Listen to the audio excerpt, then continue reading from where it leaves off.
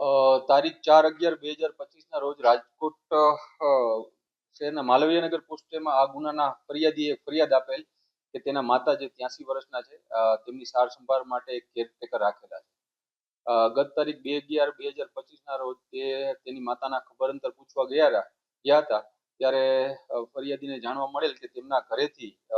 11,20,000 રૂપિયાના સોનાના દાગીના ચોરી થઈ ગયેલા છે.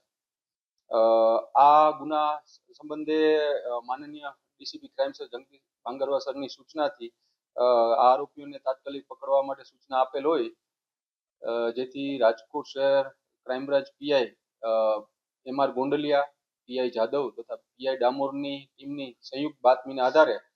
આ ગુનાના બે આરોપી ભાવનાબેન રમેશભાઈ ભૂત અને આશીષભાઈ જનકભાઈ પરમારને સોનાના દાગીનાની કિંમત જે 9,41,300 મુદ્દામાલ સાથે પકડી લેવામાં આવેલ છે અને આ બંને આરોપીઓને માલવીનગર પોસ્ટે સોંપી વધુ તપાસ તજવીજ ચાલુમાં છે. આ બેન જે કેરટેકર છે, ભાવનાબેન રમેશભાઈ ભૂત, તે આ 83 વર્ષના જે ફરિયાદીના માતા છે તેની સાર સંભાળ રાખતા અને તેમને રોજના 1,400 રૂપિયા જેટલું એમનું મહેનતાણું પણ મળતું. એટલે